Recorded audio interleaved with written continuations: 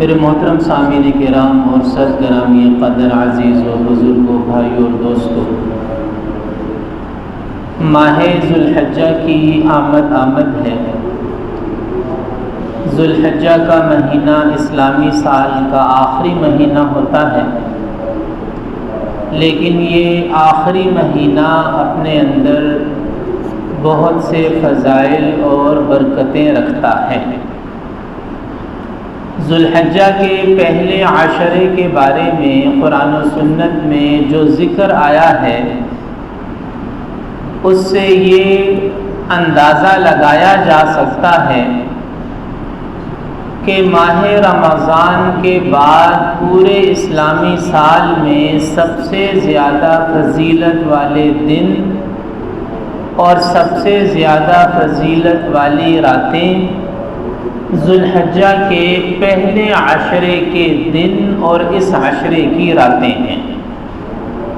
سب سے زیادہ فضیلت والا مہینہ تو رمضان کا ہے، سب سے زیادہ فضیلت والے دن اور فضیلت والی راتیں تو رمضان کی ہیں، لیکن قرآن و سنت کی تعلیمات کی روشنی میں رمضان المبارک کے بعد جو سب سے زیادہ فضیلت والے دن اور سب سے زیادہ فضیلت والی راتیں محسوس ہوتی ہیں، وہ ذوالحجہ کے پہلے عشرے کی ہیں۔ اس عشرے کے فضائل احادیث میں آئے ہیں۔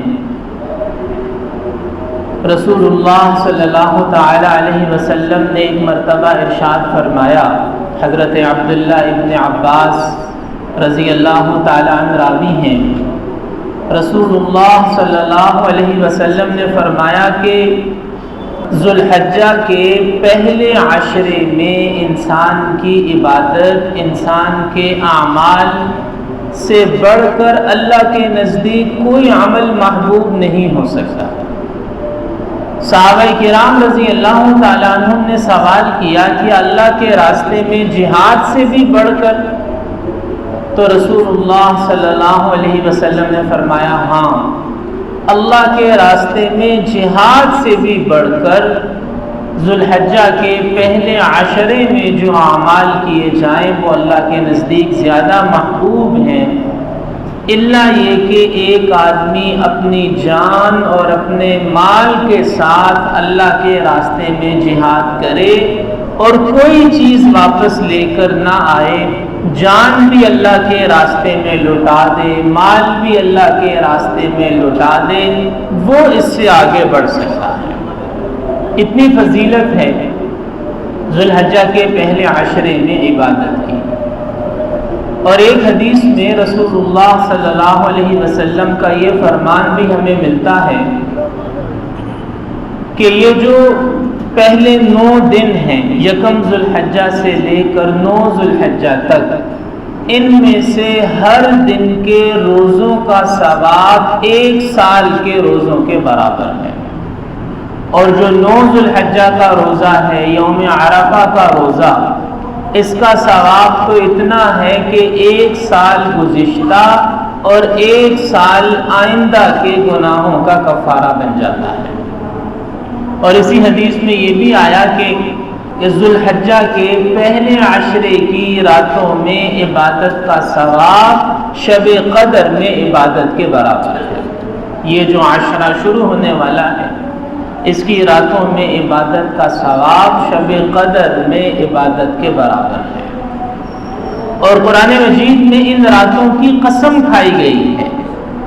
30ویں پارے کی سورۃ الفجر میں دوسری آیت میں 10 راتوں کی قسم کھائی گئی، والفجر، قسم ہے فجر کے وقت کی، ولیال عشر، اور 10 راتوں کی۔ رسول اللہ صلی اللہ علیہ وسلم نے خود بیان فرمایا کہ یہاں 10 راتوں سے مراد ذوالحجہ کے پہلے 10 دنوں کی راتیں ہیں۔ ذوالحجہ کے پہلے عشرے کی راتیں، ان کی اللہ نے قرآن مجید میں قسم کھائی، ولیال عشر، 10 راتوں کی قسم۔ تو اس لیے میرے محترم بھائی اور دوستو، جہاں ایک طرف قربانی کی تیاریاں ہیں، تو ساتھ ساتھ ہمیں اس قیمتی وقت سے بھی فائدہ اٹھانا چاہیے۔ ہمارے ہاں لوگ بہت سی راتوں کو عبادت کی راتیں سمجھ کر عبادت کرتے ہیں۔ اصل عبادت کی راتیں تو یہ ہیں جن کا حدیث شریف میں ذکر آیا ہے، ذو الحجہ کے پہلے عشرے کی راتیں۔ اب عبادت کے حوالے سے دو تین باتیں سمجھنے کی ہیں۔ ایک یہ ہے کہ اگر کوئی شخص ساری رات عبادت نہیں بھی کر سکتا تو رات کا کچھ حصہ تو عبادت میں ضرور گزارے۔ ایک حدیث میں یہ آیا ہے کہ جو شخص عشاء کی نماز جماعت سے پڑھے اسے آدھی رات عبادت کا ثواب ملتا ہے، اور جو شخص فجر کی نماز بھی جماعت سے پڑھ لے اسے پوری رات عبادت کا ثواب مل جاتا ہے۔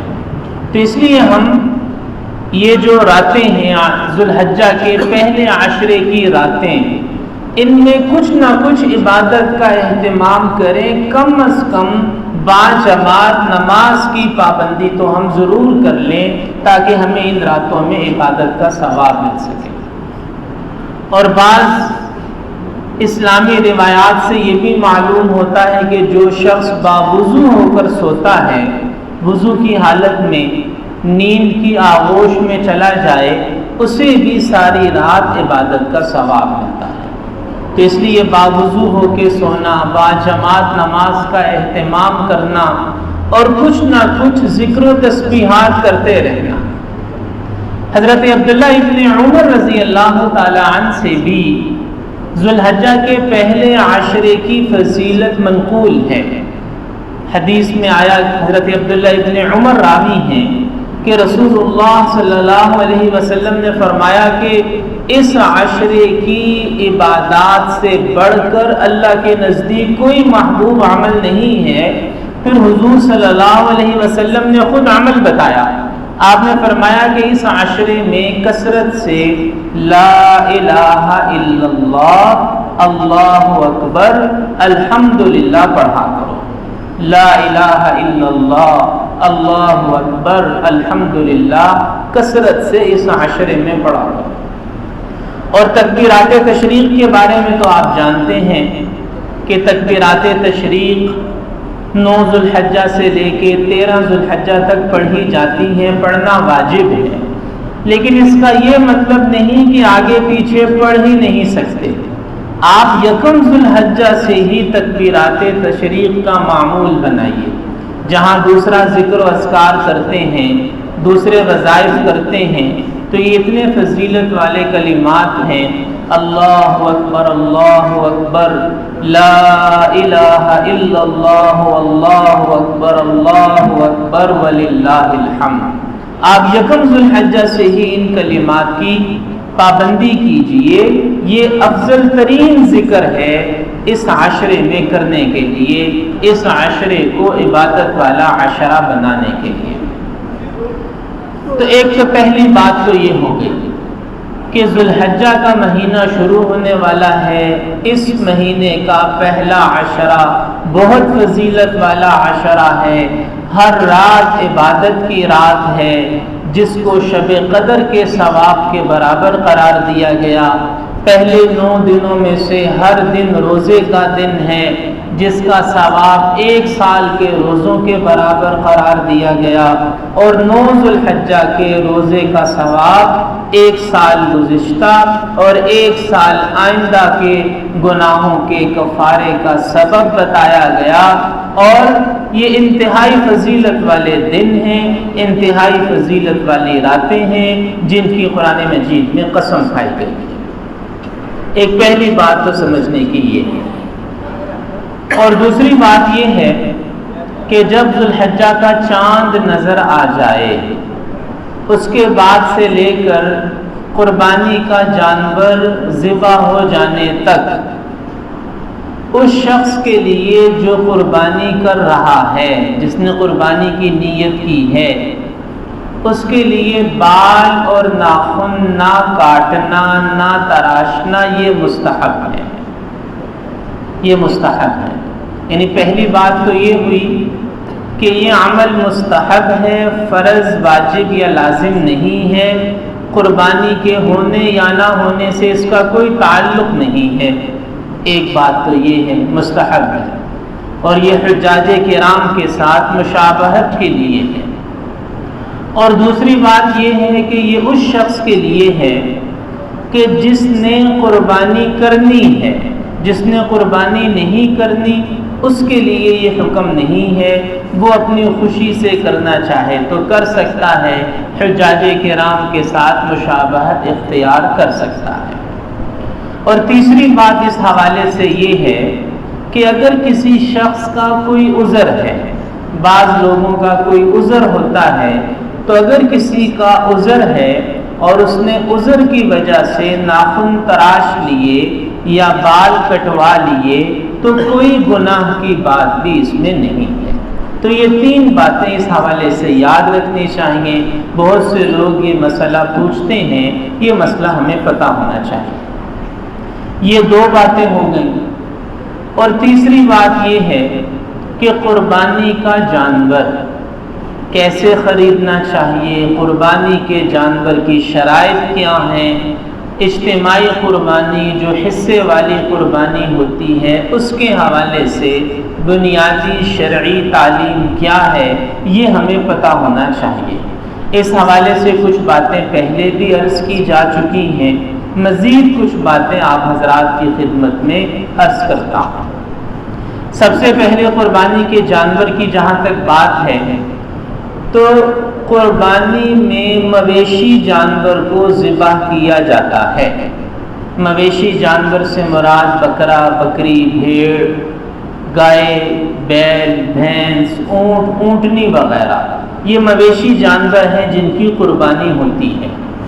یہاں ایک چیز کا فرق سمجھنا چاہیے، ایک ہوتا ہے جانور کا مویشی ہونا، پالتو جانور ہونا، اور ایک ہوتا ہے جانور کا حلال ہونا۔ حلال ہونا اور مویشی یا پالتو جانور ہونا یہ دو الگ الگ چیزیں ہیں۔ مثال کے طور پر ہرن حلال جانور ہے، لیکن ہرن پالتو جانور نہیں ہے، لہذا ہرن کی قربانی جائز نہیں ہے۔ ہرن کھانا جائز ہے، لیکن ہرن کی قربانی کرنا جائز نہیں ہے۔ اب بکرا ہے یا بھیڑ ہے یا گائے ہے، یہ حلال بھی ہے اور پالتو بھی ہے، ان کی قربانی جائز ہے، لیکن ہرن ہے یا اس قسم کے دوسرے جانور، جنگلی گائے ہے یا ٹھنڈے علاقوں میں پایا جانے والا ایک جانور یوک ہے یا مار خور ہے، اس قسم کے جو جانور ہیں یہ حلال تو ہیں لیکن یہ مویشی نہیں ہیں، لہٰذا ان کی قربانی جائز نہیں ہے۔ قربانی مویشی جانوروں کی، پالتو جانوروں کی ہوتی ہے۔ اس کے لیے بھیڑ اور دمبے وغیرہ کی عمر کم از کم 6 مہینے ہونی چاہیے، بکرے بکری وغیرہ کی عمر کم از کم 1 سال ہونی چاہیے، گائے بھینس بیل وغیرہ کی عمر کم از کم 2 سال ہونی چاہیے۔ بعض لوگ بھینس اور بھینسے کی قربانی کو درست نہیں سمجھتے، ان کا یہ نقطہ نظر درست نہیں ہے۔ جیسے گائے اور بیل کی قربانی جائز ہے، اسی طرح بھینس اور بھینسے کی قربانی بھی جائز ہے، کیونکہ یہ سب کے سب ایک ہی قبیلہ ہے، ان سب کے لیے عربی میں بقرہ کا لفظ استعمال ہو سکتا ہے۔ تو جس طرح گائے اور بیل کی قربانی جائز ہے، اسی طرح بھینس اور بھینسے کی قربانی بھی جائز ہے۔ کوئی کرنا چاہتا ہے تو شوق سے کرے، کوئی نہیں کرنا چاہتا تو نہ کرے، لیکن شرعاً گائے اور بیل کی طرح بھینس اور بھینسے کی قربانی بھی جائز ہے، عمر کم از کم 2 سال ہونی چاہیے۔ جبکہ دوسری طرف اونٹ اور اونٹنی، ان کی عمر کم از کم 5 سال ہونی چاہیے۔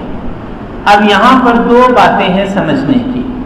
ایک بات سمجھنے کی یہ ہے کہ جب ہم کہتے ہیں 1 سال یا 2 سال یا 5 سال، تو اس سے مراد ہوتا ہے قمری سال، قمری چاند والا سال۔ چاند والا سال سورج والے سال سے 10 دن کم ہوتا ہے۔ تو جب جانوروں کی عمر کی ہم بات کر رہے ہیں تو اس سے مراد وہ شمسی سال جنوری فروری والا سال مراد نہیں، بلکہ محرم صفر ربیع الاول والا سال مراد ہوتا ہے۔ ایک تو یہ مسئلہ پتہ ہونا چاہیے، کیونکہ بعض اوقات اس مسئلے کو سمجھنے کی وجہ سے صورتحال کا فیصلہ کرنا آسان ہو جاتا ہے۔ اور دوسری بات یہ ہے کہ جانوروں کے دانتوں کے حوالے سے جو علامات ہیں، جانور کے دانت اس کی عمر کی نشاندہی کرتے ہیں۔ یہ جو دانتوں والی علامات ہیں ان کا قرآن و سنت میں ذکر نہیں ہے۔ یہ علامات ہر علاقے کے اندر لوگ اپنے اپنے حساب سے علامتیں طے کرتے ہیں۔ حدیث میں یا قرآن میں دانتوں کی ان علامات کا ذکر نہیں آیا، اور اس کی وجہ یہ ہے کہ ہر علاقے کی آب و ہوا، جانوروں کا چارہ، جانوروں کی نسل کے اعتبار سے ان علامتوں میں فرق ہو سکتا ہے۔ جیسے آپ انسانوں میں بھی دیکھتے ہیں کہ بعض بچے 6 مہینے کی عمر میں دانت نکالنا شروع کر دیتے ہیں، اور بعض بچوں کے 1 سال کی عمر میں پہنچ کر بھی دانت نہیں نکلتے۔ تو وہ بچے کی اپنی صحت، اپنی خوراک، اپنی آب و ہوا، اپنے خاندانی اثرات کا نتیجہ ہے۔ تو جانوروں میں بھی ایسا ممکن ہے، لہذا دانت شرعی معیار نہیں ہے، اصل شرعی معیار جانور کی عمر ہے، جس کے بارے میں اگر جانور کا مالک جو کہ معتبر ہو اور گواہی دے تو اس کی گواہی مانی جا سکتی ہے۔ تو جانور کی عمر کے حوالے سے ان 2 باتوں کو ہمیں ذہن میں رکھنا چاہیے۔ اور جانور کی صحت اور اس کا بے عیب ہونا یہ قربانی کے لیے ضروری ہے کہ اس کی صحت اچھی ہو، اتنا کمزور اور اتنا لاغر نہ ہو کہ چل پھر بھی نہ سکتا ہو، صحت ٹھیک ہو۔ بہت زیادہ اگر موٹا تازہ فربا نہ بھی ہو تو کم از کم اتنی صحت تو ہو کہ چل پھر سکتا ہو، اور بے عیب ہو۔ اگر کسی جانور کی آنکھیں کام نہیں کرتی، یا اس کی ٹانگ ٹوٹی ہوئی ہے، یا اس کے اندر کوئی اتنا بڑا زخم ہے جس زخم کی وجہ سے بیماری اور انفیکشن پھیلنے کا اندیشہ ہے، یا اس کے کان مکمل طور پہ کٹے ہوئے ہیں، تو ایسے جانور کی قربانی کرنا جائز نہیں ہے۔ تو قربانی کا جانور خریدتے ہوئے ان باتوں کا خیال رکھنا چاہیے کہ وہ جانور اچھی صحت میں بھی ہو اور کسی بھی قسم کے ایسے عیب سے پاک ہو جس عیب کی وجہ سے اس کی قیمت گر جائے، عیب کی وجہ سے قیمت گر جائے، ایسے عیب سے پاک جانور کی قربانی کرنا لازم ہے۔ اور ایک آخری گزارش یہ ہے کہ ہمارے ہاں جانوروں کے ساتھ جب ہم انہیں لے کر آتے ہیں تو ان کے ساتھ اذیتناک سلوک کیا جاتا ہے۔ اذیتناک سلوک، یہ جانور ظاہر ہے دیہاتوں سے یا مختلف فارموں میں سے آتے ہیں، ہم انہیں جب شہر میں لے کر آتے ہیں تو ہم جانوروں کے ساتھ ان کی ضرورت کے مطابق نہیں بلکہ اپنی چاہت کے مطابق سلوک کرتے ہیں۔ رش میں باندھ دیا، سڑک کے اوپر باندھ دیا، پاس سے گاڑیاں گزر رہی ہیں، انجن کی آواز، شور، دھواں، سخت زمین، گرم زمین، اس پہ جانور باندھے ہوئے ہیں۔ کھلانے پلانے کے اندر بھی اب ظاہر ہے کہ جہاں وہ پہلے تھا وہاں مناسب مقدار میں کھاتا پیتا تھا، ہم نے اس کو اتنا زیادہ کھلانا شروع کر دیا یہ سوچتے ہوئے کہ کھائے گا تو موٹا ہوگا، نتیجہ یہ ہوتا ہے کہ جانور بیمار ہو جاتا ہے۔ تو خدمت کا یہ مطلب نہیں کہ اس کو بار بار کھلاتے رہیں، خدمت کا مطلب یہ ہے کہ اسے اچھے ماحول میں رکھا جائے، اچھے ماحول میں رکھا جائے، گرمی سردی سے، موسم کے اثرات سے اس کی حفاظت کی جائے، اس جانور کے ساتھ چھیڑ چھاڑ کرنا، بھگانا، دوڑانا، رش میں لے کے جانا، پریشان کرنا، یہ درست بات نہیں ہے۔ قرآن و سنت کی تعلیمات سے یہ معلوم ہوتا ہے کہ قربانی کے جانور کا بھی ادب اور احترام اور اس کا خیال رکھنا یہ لازم ہے۔ یہ بات ہمیں قرآن و سنت کی تعلیمات سے معلوم ہوتی ہے۔ اور پھر جانوروں کے ساتھ حسن سلوک کا تو ہمیں حکم دیا گیا، اور قرآن و سنت سے یہ بات معلوم ہوتی ہے کہ جو شخص جانوروں کے ساتھ حسن سلوک کا معاملہ نہ کرے، جسے اللہ کی اس بے زبان مخلوق پر رحم نہ آئے، اس کے دل میں ترس نہ آئے، اس کے دل میں نرمی نہ آئے، تو اس کا مطلب یہ ہے کہ یہ سنگ دل انسان ہے، سنگ دل۔ آپ غور کریں کہ ہمیں یہ حکم دیا گیا کہ جب جانور کو ذبح کرو تو چھری کو تیز رکھو۔ محدثین نے یہ لکھا ہے کہ یہ مسئلہ جانور کا نہیں ہے، اس نے تو ذبح ہونا ہی ہونا ہے۔ یہ بات محدثین نے لکھی کہ اللہ سبحانہ و تعالی اس شخص کا امتحان لے رہے ہیں جو جانور کو ذبح کرنے لگا ہے کہ اس کے دل میں اللہ کی مخلوق کے لیے رحم ہے یا نہیں ہے۔ یہ تو ہمارا امتحان ہے۔